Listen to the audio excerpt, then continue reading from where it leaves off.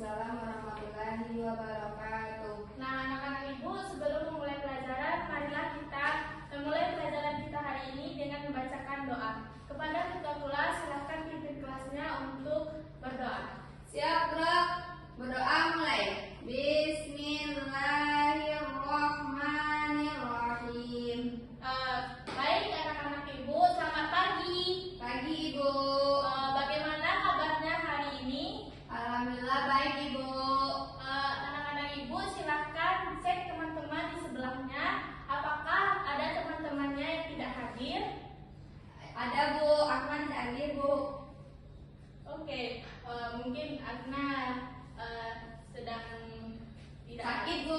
sakit. Semoga kita doakan dia cepat sembuh. Baik. Nah, anak-anak Ibu, ada yang tahu nggak hari ini kita belajar apa? Tidak, Ibu. Nah, kita hari ini belajar tentang komponen biotik, di mana komponen biotik ini ada di sekitaran alam kita. Ibu akan menampilkan sebuah PPT dan Ibu akan menjelaskan. Baiklah anak-anak Ibu menyimak dengan baik. Nah, judul materi kita hari ini yaitu mengidentifikasi komponen biotik di ekosistem. Nah, anak-anak Ibu tahu nggak sih apa itu ekosistem? Nah, ekosistem itu adalah sebuah interaksi antara makhluk hidup seperti tumbuhan, hewan, mikroorganisme, dan lingkungan fisik seperti tanah, air, udara. Ukuran ekosistem bervariasi dari kolam kecil hingga hutan hujan dan mencakup berbagai habitat. Nah, anak-anak Ibu bisa memperhatikan gambar-gambar yang Ibu tayangkan. Ini adalah contoh ekosistem. Apa aja sih komponen ekosistem? Nah, materi kita hari ini berfokus pada komponen ekosistem biotik, di mana pengertian dari biotik itu adalah bagian dari ekosistem yang terdiri dari makhluk hidup seperti tumbuhan, hewan, manusia, dan mikroorganisme. Nah, di mana komponen biotik ini berperan dalam rantai makanan dan interaksi antar organisme. Nah, contoh ekosistem itu seperti hewan. Hewan itu kan di lingkungan kita banyak macam-macamnya. Anak-anak Ibu tahu nggak sih di sekitar kita hewan apa saja? Ada, Bu. Saya punya kucing di rumah, Bu. Nah, ya benar. Jadi hewan itu termasuk contoh biotik. Selanjutnya tumbuhan. Di sekitaran sekolah kita ada nggak tumbuhan? Ada, Bu. Di depan rumah kita ada pohon mangga, Ibu. Nah, jadi itu termasuk komponen biotik. Nah, selain itu ada juga mikroorganisme. Mikroorganisme ini contohnya seperti jamur, bakteri yang membantu kita dalam ekosistem. Nah, selanjutnya Ibu akan menjelaskan ciri-ciri makhluk hidup. Makhluk hidup itu sama dengan biotik. Ciri-ciri pertamanya yaitu bergerak.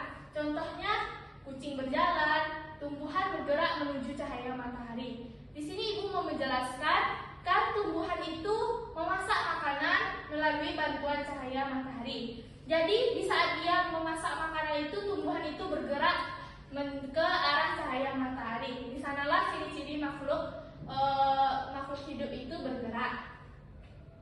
Selanjutnya yaitu bernafas. Nah, contoh bernafas itu kita manusia adalah komponen biotik kan? Apakah kita bernafas anak-anak? Iya, Ibu. Dengan apa manusia bernafas? Paru-paru, Ibu. Kalau ikan bernafas di dalam air dengan apa? Insang. Pintar sekali anak Ibu. Selanjutnya ciri-ciri dari makhluk hidup ini adalah tumbuh dan berkembang. Contohnya, apakah anak-anak Ibu langsung masuk sekolah saja? Tidak, Ibu. Nah, jadi kita itu mengalami tumbuh dan berkembang mulai dari bayi, balita, anak-anak hingga dewasa hingga tua. Selanjutnya yaitu bagian dari bernafas ini ada 3 macam, yaitu yang pertama primer, pemakan tumbuhan, sekunder, pemakan konsumen primer, dan tersier, pemakan konsumen sekunder. Selanjutnya yaitu komponen biotik. Komponen biotik ini ada yang pertama yaitu produsen. Produsen ini berperan sebagai organisme yang membuat makanan sendiri. Selanjutnya konsumen, organisme yang memakan organisme lain untuk mendapatkan energi. Terbagi menjadi 3 macam, yaitu membutuhkan makanan seperti kita manusia membutuhkan makanan seperti nasi, hewan memakan tumbuhan, atau hewan memakan daging. Selanjutnya yaitu berkembang biak. Contohnya ayam bertelur, kucing melahirkan anak, dan contohnya seperti kita, perempuan yaitu melahirkan anak. Selanjutnya yaitu mengeluarkan zat sisa, di mana setelah kita melakukan proses makan, kita akan mengeluarkan zat sisa seperti fases. Ketika kita merasakan panas, kita akan juga mengeluarkan keringat. Selanjutnya yaitu interaksi antar makhluk hidup. Interaksi antara makhluk hidup ini terbagi menjadi dua, yaitu interaksi antar sesamanya. Contohnya seperti pernah nggak anak-anak ibu melihat semut bereretan? Pernah Ibu. Nah, ini Ibu. ya, jadi semut itu bekerja sama untuk membangun sarangnya. Contohnya yang lain yaitu singa berburu mangsa. Selanjutnya yaitu interaksi dengan makhluk hidup lain. Contohnya seperti tumbuhan dimakan hewan, seperti kambing memakan rumput, atau lebah memakan nektar bunga untuk menghasilkan makanan.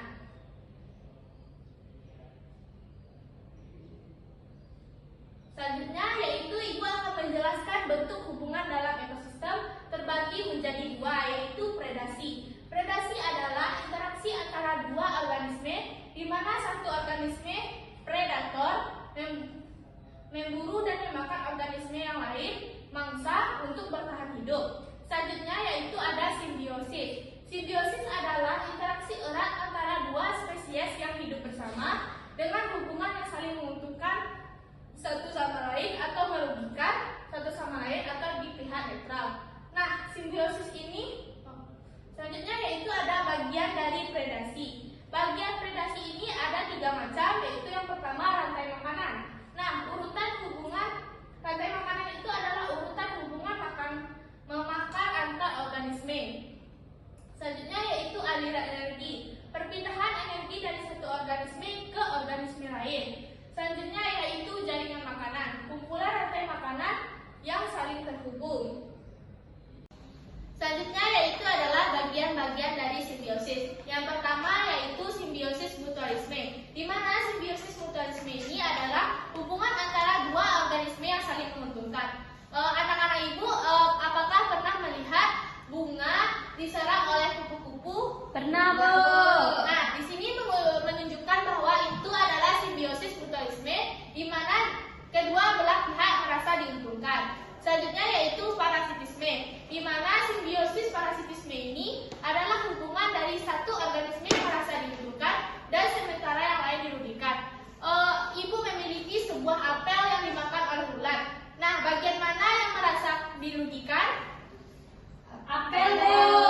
Nah, iya, karena bagian dari apel ini dimakan oleh ulat. Jadi ulat itu untung sementara apel dirugikan. Selanjutnya yaitu bagian simbiosis komensalisme, di mana hubungan antara satu organisme tidak merasa dirugikan atau bersifat netral. Anak-anak ibu pernah memperhatikan kerbau yang di atasnya ada burung? Ada Bu. Nah, di situ burung mematuk kerbau untuk mendapatkan kutu, sedangkan kerbau tidak merasa terganggu. Di sana terjadilah simbiosis komensalisme atau yang bersifat netral.